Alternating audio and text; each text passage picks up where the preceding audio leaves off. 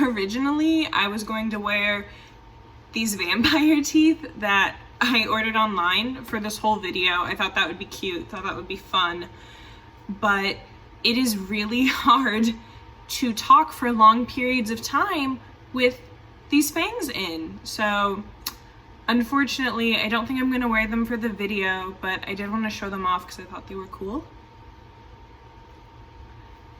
And just,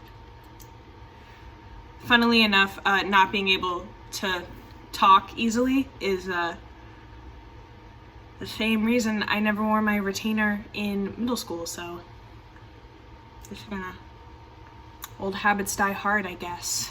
The portrayal of vampires in media has changed a lot over the years, and today we'll be taking a look specifically at how that portrayal has changed in film and television. I used two books for the bulk of my research on this topic: The Changing Vampire of Film and Television by Tim Kaine and The Lure of the Vampire by Millie Williamson. They're both interesting reads. I would recommend them.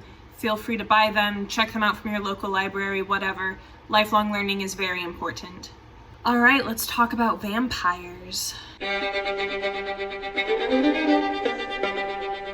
In the late 1920s, Carl Laemmle Jr. acquired the rights for a film adaptation of Bram Stoker's Dracula. Laemmle saw the potential in a movie adaptation of the book and imagined the film as having the scale and spectacle of films such as 1923's The Hunchback of Notre Dame and 1925's The Phantom of the Opera. There was already a stage adaptation of Dracula on Broadway, which was a huge hit, so the film used this Dean Balderston play as a blueprint. Bela Lugosi had played Dracula on Broadway and was with a touring production of the show in Los Angeles when casting was being held for the film adaptation. Lugosi auditioned and won over the executives of the film.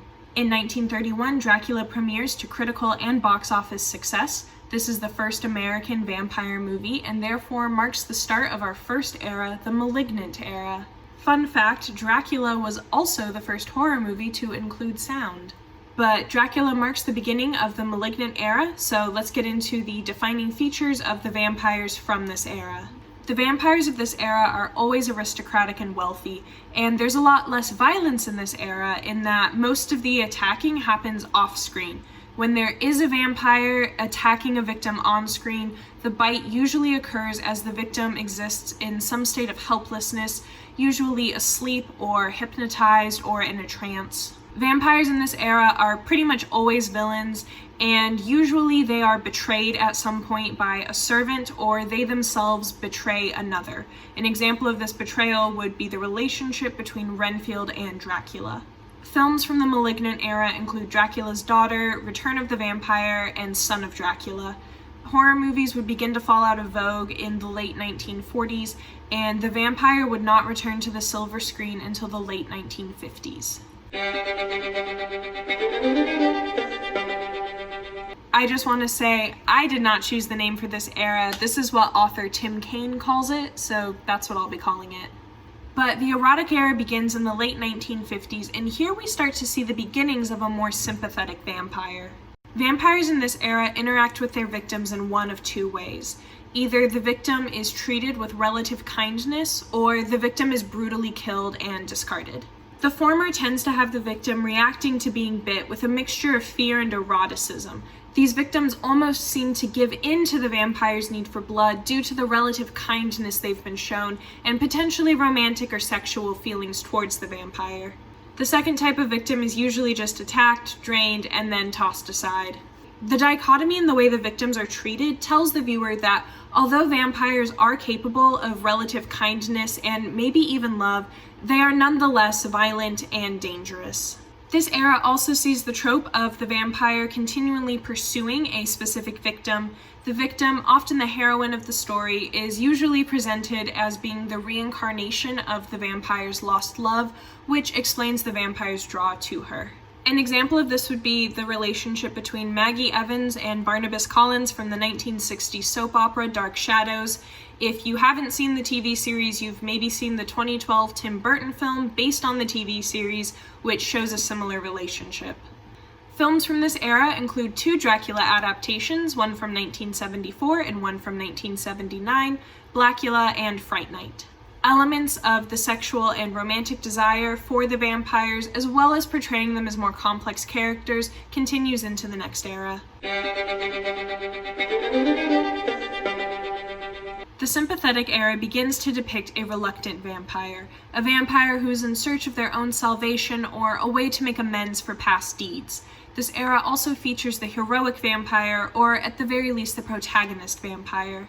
Louis from Interview with the Vampire would be an example of this, as would Angel and Spike from Buffy the Vampire Slayer. Vampires in this era are more fleshed out. They're no longer flat villains, but three-dimensional characters with consciousness and emotions. Even when vampires in this era are acting as antagonists, they still maintain an aura of sympathy and understanding from the perspective of the audience. In this era, there is often a physical change when the vampire feeds, the eyes become more animalistic, fangs grow in, or the face otherwise changes.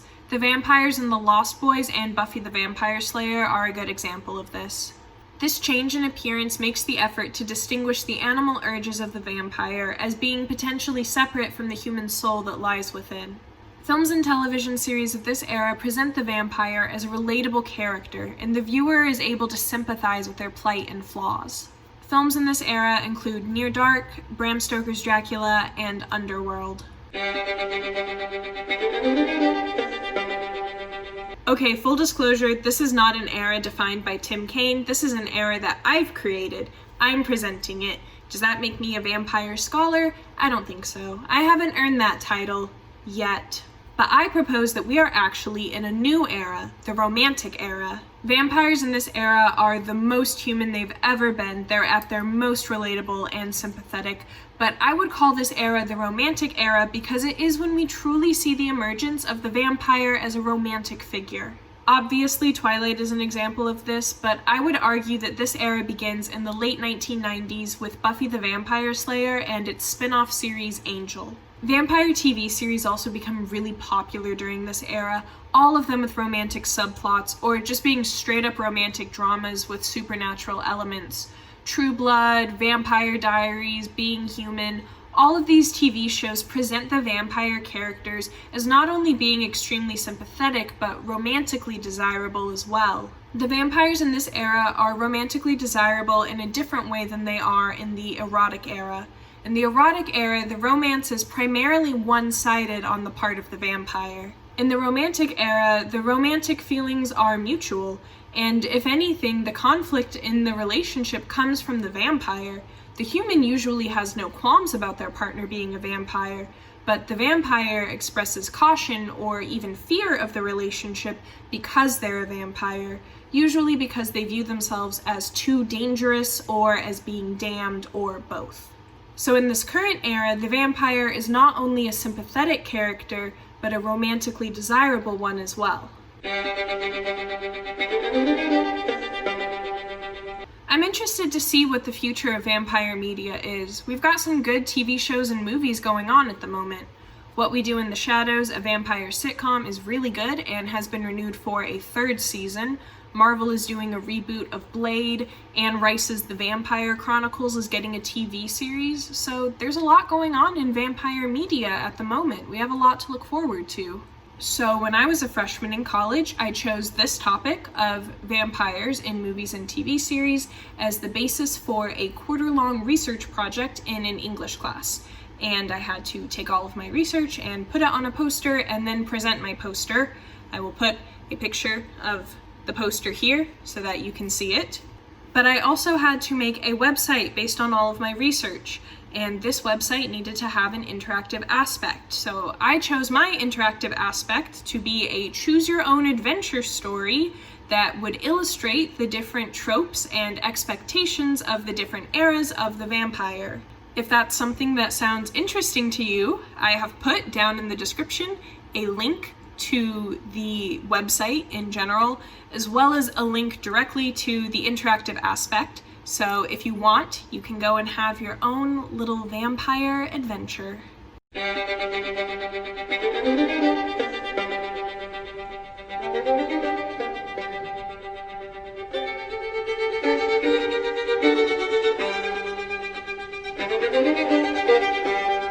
So I mentioned that a few years back, I did a presentation for this class that was basically this video. Well, my professor for that class was like, hey, if you want, when you present, you can bring stuff to pass out that goes with your project. You can bring like pamphlets with some of the information on it, or candy, or just like whatever. You can bring something to pass out. So I thought it would be really fun to give out plastic vampire teeth. And I found some online that I could order. So I did that, but I clearly can't read because I wanted to order like 30 or so, and I ended up ordering 120 pairs of plastic vampire teeth. And I've been trying to get rid of these things for years. I'll sometimes just keep them in my backpack to give out to people, and a lot of the times people deny my offer of free plastic vampire teeth, which, rude. But it's been like 2 years. For 2 years, I've had an abundance of plastic vampire teeth. I counted them out. I still have 73 pairs. My goal is to have 0 pairs by the time I graduate college. But I fear I'll never get rid of them. I guess if I die, just bury me with my 73 pairs of plastic vampire teeth.